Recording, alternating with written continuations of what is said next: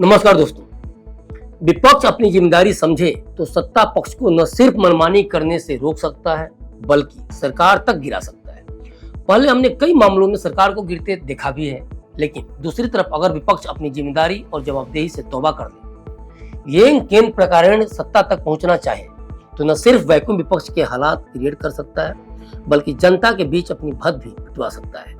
हम बात कर रहे हैं उस मामले की जिसमें प्रमुख विपक्षी पार्टी कांग्रेस ने बचकानी हरकत करते हुए नितिन गडकरी की वीडियो को एडिट करके एक्स पर पोस्ट किया है। विपक्ष का यही रवैया देखकर क्लिक इंडिया के सीईओ समीर कुमार वैक्यूम विपक्ष को लेकर अक्सर चिंता व्यक्त करते हैं और उनकी चिंता वाजिब भी है, क्योंकि वैक्यूम विपक्ष की स्थिति हमारे लोकतंत्र के लिए खतरनाक है। उनका कहना है कि हाल के वर्षों में विपक्ष ने अपनी ही भूमिका को नजरअंदाज किया है, इसलिए ये राजनीतिक पार्टियां कमजोर हो गई हैं, लाचार हो गई हैं और बेबस हो गई।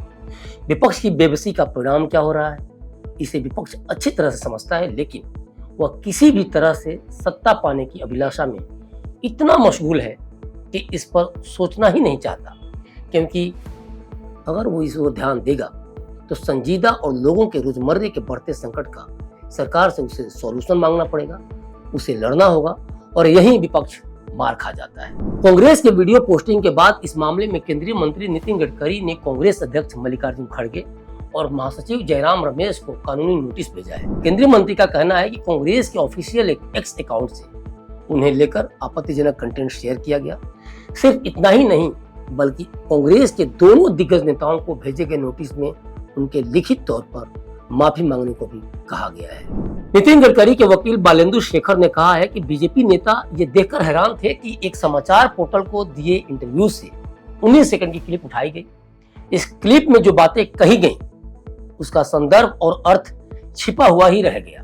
नोटिस में कहा गया कि नितिन गडकरी का इंटरव्यू तोड़ मरोड़ कर पेश किया गया और फिर उसे पोस्ट किया गया। इस वीडियो का अर्थ ही छिपा दिया गया है। ऐसा ही हिंदी कैप्शन के एक हिस्से के साथ भी जानबूझकर किया गया। केंद्रीय मंत्री ने मांग की है कि सबसे पहले तो वीडियो को एक्स से हटाया जाए और फिर 3 दिनों के भीतर उनसे लिखित तौर पर माफी मांगी जाए।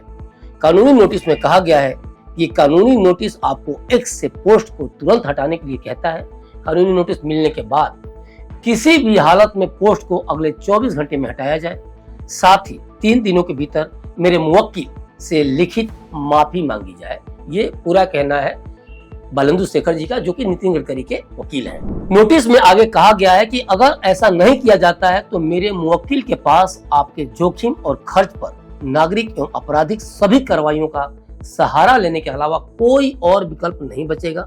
गडकरी के वकील ने यहाँ तक दावा किया कि वीडियो को इसलिए शेयर किया गया ताकि बीजेपी के भीतर अंतर्कलह फैलाई जा सके। तो ये था पूरा मामला। देखा जाए तो कांग्रेस आजादी के आंदोलन से निकली हुई पार्टी है और ये आज कांग्रेस कर क्या रही है सोचनीय है, एक पार्टी के तौर पर भी और एक विपक्ष के तौर पर भी। और कांग्रेस ने 1 मार्च को एक बार फिर से फेक न्यूज जिस तरह से फैलाने की कोशिश की है, उसे ही देख लीजिए कि विपक्ष के तौर पर वो अपनी भूमिका को किस तरह से अंजाम दे रही है।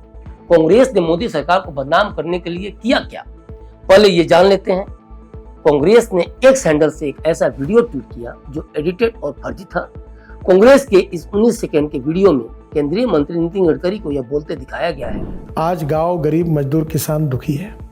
इसका कारण यह है कि जल जमीन जंगल और जानवर, रूरल एग्रीकल्चर ट्राइबल, ये जो इकोनॉमी है, यहाँ अच्छे रोड नहीं है, पीने के लिए शुद्ध पानी नहीं है, अच्छे अस्पताल नहीं है, अच्छी स्कूलें नहीं है। इस वीडियो से कांग्रेस ने लोगों को यह बताने की कोशिश की कि मोदी सरकार के मंत्री अपनी सरकार में काम काज न होने की बात स्वीकार कर रहे हैं। अब आपको बता दें कि आखिर वीडियो की सच्चाई क्या है। इस वीडियो में केंद्रीय मंत्री नितिन गडकरी कांग्रेस सरकार के बारे में बोल रहे हैं, लेकिन कांग्रेस ने इसे मोदी सरकार को लेकर दुष्प्रचारित किया। वीडियो में गडकरी यह कह रहे हैं कि कांग्रेसी शासन काल में जो काम होना चाहिए था वो नहीं हुआ और हमारी सरकार आने के बाद हम इस पर बहुत काम कर रहे हैं। एग्रीकल्चर पर जो पॉपुलेशन डिपेंड होती है वो 65%। जब गांधी जी थे तब 90% की आबादी गांव में रहती थी और धीरे धीरे ये 30% का माइग्रेशन क्यों हुआ? इसका कारण आज गांव गरीब मजदूर किसान दुखी है। इसका कारण यह है कि जल जमीन जंगल और जानवर, रूरल एग्रीकल्चर ट्राइबल, ये जो इकोनॉमी है, यहाँ अच्छे रोड नहीं है, पीने के लिए शुद्ध पानी नहीं है, अच्छे अस्पताल नहीं है, अच्छी स्कूलें नहीं है, किसान के फसल को अच्छे भाव नहीं है। और ये जो सस्टेनेबल डेवलपमेंट जो होनी है वो हुई नहीं ऐसा नहीं, पर जिस प्रपोर्शन में बाकी इसमें हुआ उतना नहीं हुआ। हमारी सरकार आने के बाद हम भी बहुत काम कर रहे हैं। तो वीडियो से साफ है कि केंद्रीय मंत्री नितिन गडकरी कांग्रेस शासन की बात कर रहे हैं।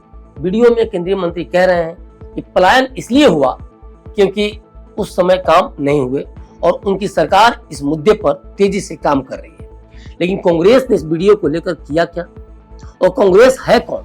एक प्रमुख विपक्ष। अब सवाल यह उठता है कि क्या कांग्रेस इस तरह की वीडियो से झूठ फैलाकर भारत जैसे देश की सत्ता हासिल कर सकती है? क्या कांग्रेस को इस बात का एहसास है कि ये डिजिटल का जमाना है, और अगर वो इसे एडिट कर झूठ फैला सकती है तो आखिर कितने मिनट तक? जी हाँ, सोशल मीडिया या डिजिटल एरा में कोई झूठ कुछ सेकंड या मिनट तक ही छिप सकता है। वो झूठ का पर्दाफाश करने के लिए बड़े से बड़े दिग्गज बैठे हैं सोशल मीडिया, फेसबुक, ट्विटर या इंस्टाग्राम पर, और कोई पोस्ट होता नहीं कि अगले ही पल उस पर प्रतिक्रिया आने लगती है, खुलासे होने लगते हैं। कांग्रेस के इस वीडियो के बाद अब हो क्या रहा है? उसे सोशल मीडिया पर खूब लताड़ लग रही है। यूजर्स रियल वीडियो शेयर कर रहे हैं और कांग्रेस की मिट्टी पलीत कर रहे हैं।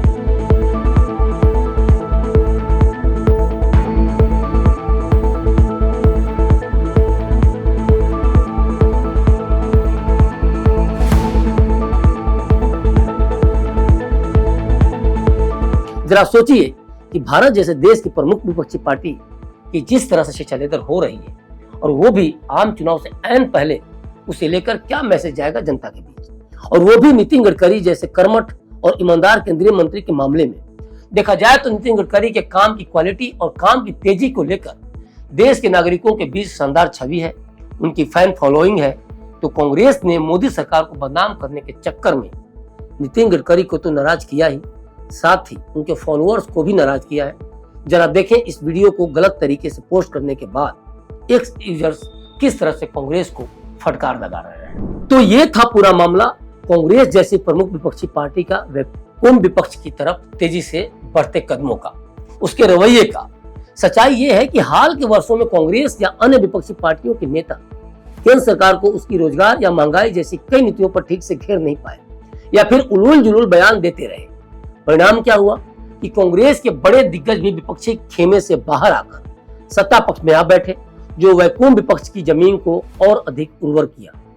कांग्रेस का दो बार लोकसभा चुनाव में हार, तीसरी बार बिहार की पूरी संभावना, लगातार राज्यों की सत्ता से उखड़ते उसके पैर। आप देख रहे हैं कि कांग्रेस के दिग्गज नेता किस तरह से आए दिन बीजेपी में शामिल हो रहे हैं। क्या कांग्रेस ने इस पर विचार किया कि ऐसा क्यों हो रहा है? जिन नेताओं ने पार्टी को 40-40 साल से अपने खून पसीना से सींचा, आखिर वो हाथ का साथ क्यों छोड़ रहे हैं? जब जनता को ये बातें समझ में आती हैं तो ऐसा कैसे हो सकता है कि पार्टी नेतृत्व तो इसे लेकर ना समझ हो? कांग्रेस के दिग्गजों का पार्टी छोड़ने का सबसे बड़ा कारण है गांधी खानदान की मनमानी, दिग्गज नेताओं को पार्टी में तवज्जो नहीं मिलना, उनके पार्टी के प्रमुख मुद्दों पर सलाह न लेना, और राहुल के बचकाने बयान जो कहीं न कहीं प्रमुख विपक्षी पार्टी में शामिल होने के कारण उन दिग्गज नेताओं की जनता के प्रति जवाबदेही भी तय करती है। क्योंकि 2024 में यानी कि 2 महीने के अंदर उनको जनता के बीच जाना है, तो आखिर वो किस मुद्दे पे जाकर वोट मांगेंगे और जनता के सामने क्या मुंह दिखाएंगे? तो सवाल ये उठता है कि एक सक्रिय विपक्ष के बगैर जिम्मेदार और लोगों के प्रति जवाबदेह सरकार की कल्पना कैसे की जा सकती है? 2014 में जब मोदी सरकार सत्ता में आई थी तो प्रमुख विपक्षी पार्टी कांग्रेस भौचक रह गई थी कि हो क्या गया, और 2019 में दोबारा मोदी सरकार के सत्ता में आते आते कांग्रेस ने बिना लड़े हथियार डाल देने की आदत विकसित कर ली, या हार मांगकर वो खामोश हो गई। आज हालात ये है कि 1-2 विपक्षी नेताओं के ट्वीट के अलावे सरकार की नीतियों को लेकर कोई टिप्पणी या आलोचना के स्वर कभी नहीं सुनाई देते, और वो भी ट्वीट कितना सही है और कितना गलत, इसके बारे में भी नागरिकों को संदेह है। आपने अभी कांग्रेस का मामला देख ही लिया। और ऐसा नहीं कि जनता मोदी सरकार का विकल्प नहीं तलाश रही। कई ऐसे राज्य हैं जहां के विधानसभा चुनाव में जनता ने भाजपा का विकल्प तलाशना चाहा, लेकिन विकल्प है कहां? पीएम मोदी का चेहरा भाजपा पर भी भारी पड़ता है, और सही मायने में देखा जाए तो भाजपा को कोई भले ही वोट न दे, लेकिन पीएम मोदी अब तक के प्रधानमंत्रियों में सबसे सशक्त पीएम है, जिसके नाम पर ना कहना जनता के लिए आसान नहीं है। और यही कारण है कि देश में इन दिनों वैकुंठ विपक्ष के हालात खड़े हो गए हैं, या कह सकते हैं कि भारत का विपक्ष मरासन स्थिति में ताबूत में पगड़ी पहनकर लेटा है, लेकिन उसे अभी भी एहसास है कि कोई ताजपोशी करेगा और वो दिन फिर आएगा जब मैं जीवित होकर देश की बागडोर संभालूंगा। लेकिन फिलहाल तो कम से कम विपक्ष की नीतियां उसे संजीवनी नहीं देने वाली, और यही कारण है कि आज के हालात में देश में सिर्फ एक ही गारंटी चल रही है, और वो है मोदी की गारंटी। तो अभी तक के लिए बस इतना ही। मुझे दीजिए इजाजत और देखते रहिए क्लिक इंडिया। शुक्रिया।